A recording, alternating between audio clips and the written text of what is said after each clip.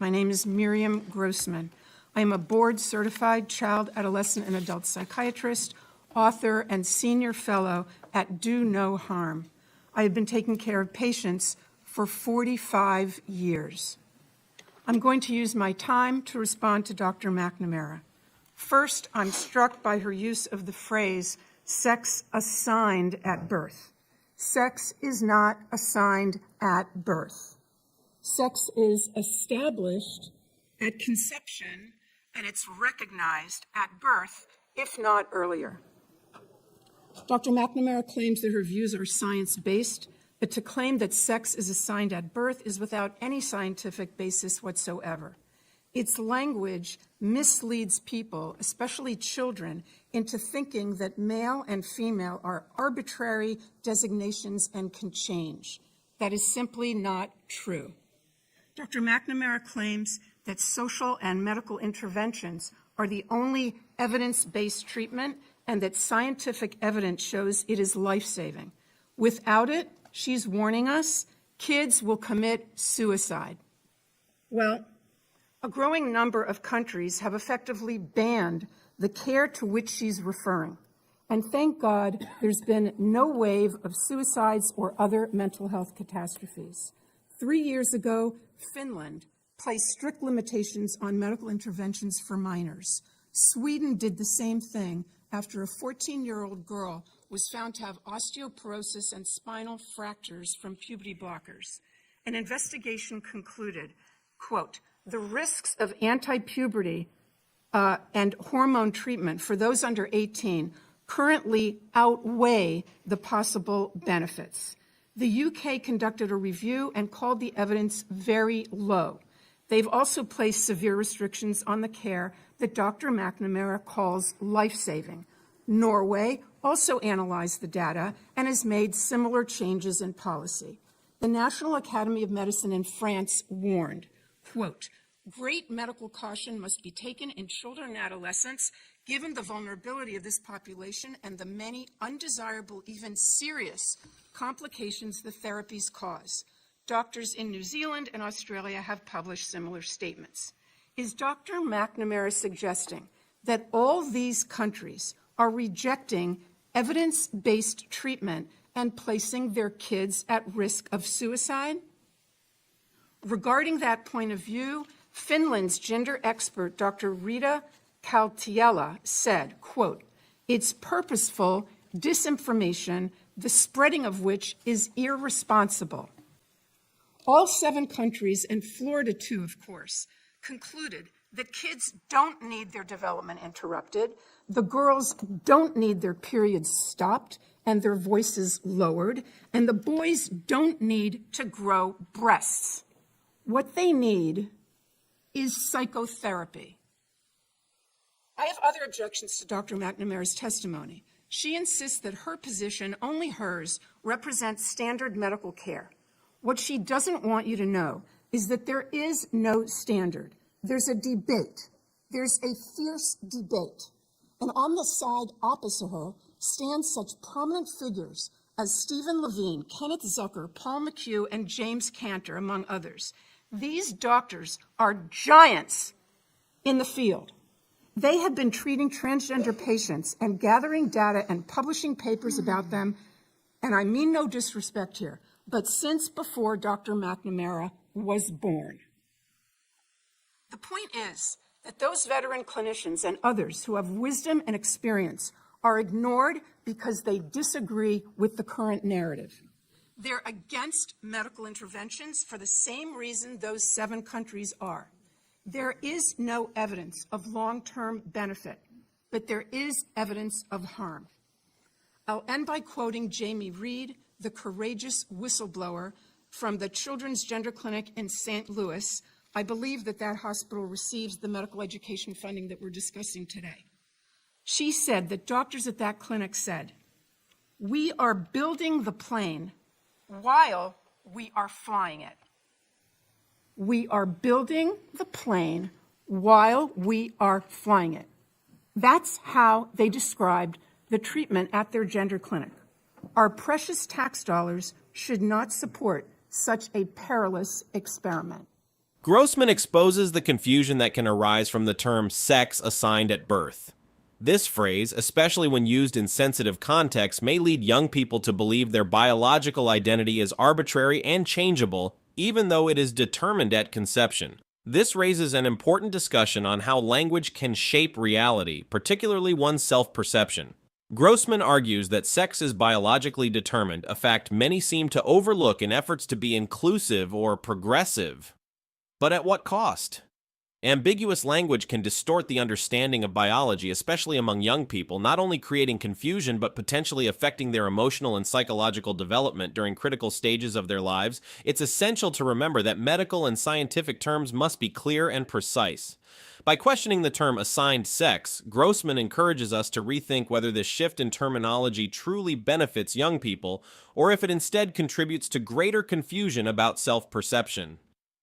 This perspective should prompt us to consider the importance of maintaining scientific accuracy in fundamental matters. Grossman powerfully critiques gender-affirming treatments in minors, highlighting that several countries have limited such interventions after observing serious side effects.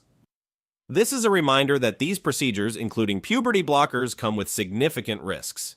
By referencing cases where young people experienced physical consequences such as osteoporosis, Grossman provides a clear example of potential dangers. This intervention raises an uncomfortable yet necessary conversation about the role of medicine in making such invasive decisions for developing young people. Grossman questions whether we are genuinely protecting these minors' mental health or, unintentionally, exposing them to permanent and harmful consequences. This stance will likely resonate with many seeking a more cautious and deliberate approach. Grossman's words remind us that in the absence of scientific consensus, it is crucial to maintain an ethical stance in medicine. This should lead health professionals and society at large to reassess whether these practices truly benefit minors or if they represent risky experimentation.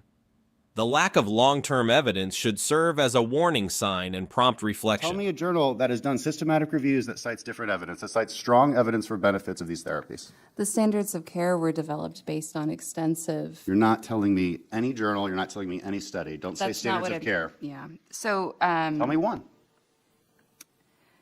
The standards of care. That's the standards of care. That's not a journal, that's not a study. That's not an organization, that's not an institution. You're just saying words. So let's shift focus to the giant elephant in the room.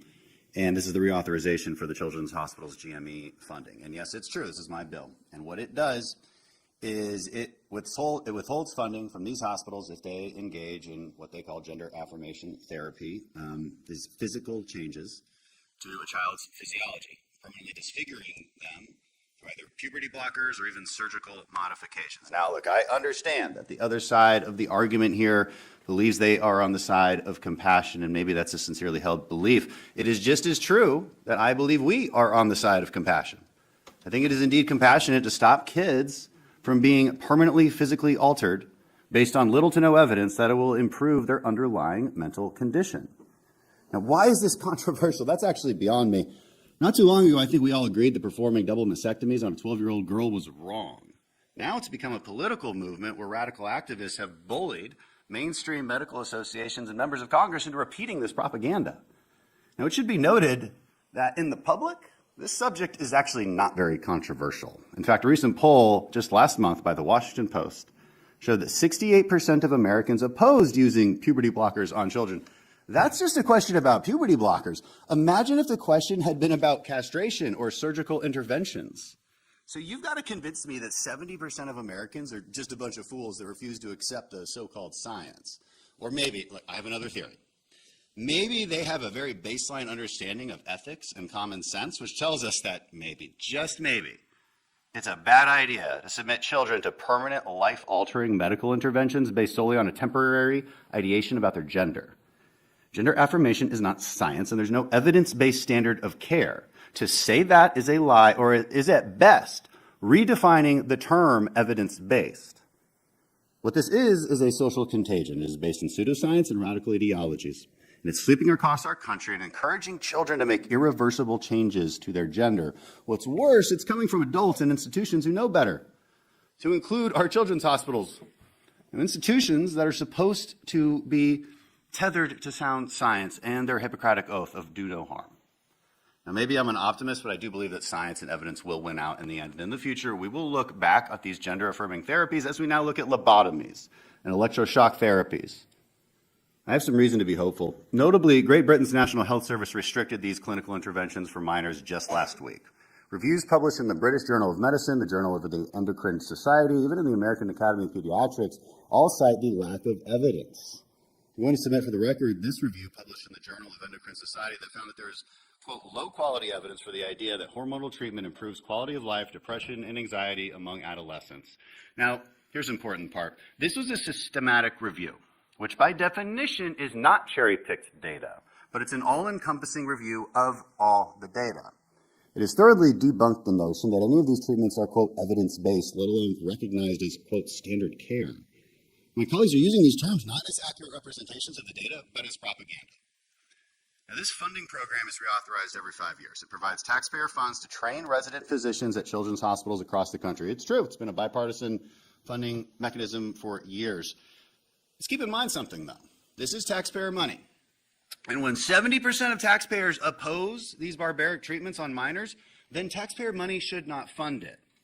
That's why I'm stipulating that as part of this reauthorization, we will not provide any funding through this program to children's hospitals that push gender transition on minors through puberty blockers, hormone therapies, and surgeries. Let's be clear, because there's another lie that's been told. It does not prevent any mental health therapies at all.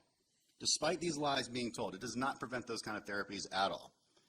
This is the issue of our time. This is a hill we're going to die on. It's too important. It's too important to protect our kids from this.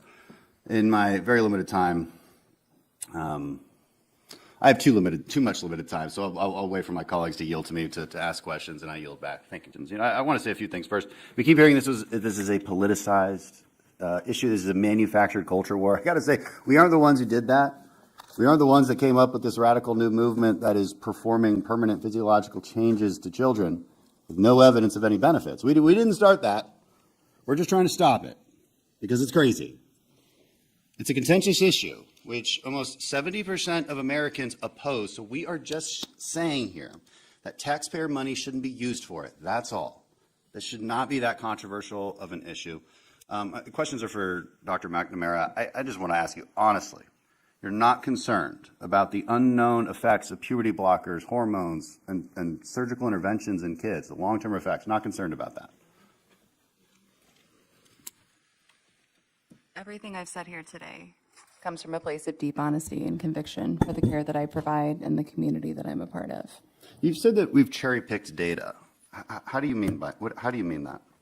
So it is very unscientific and flawed to pick a single study or a single statistic and to discuss it in isolation. Totally agree. Medical experts are able to talk about all of the evidence as a whole. Totally agree. So it's good to look at systematic reviews, right? That's the gold standard of evidence when you're trying to understand whether something works or whether it doesn't. So the British Journal of Medicine looked at 61 systematic reviews with the conclusion that, quote, there is great uncertainty about the effects of puberty blockers, cross-sex hormones, and surgeries in young people.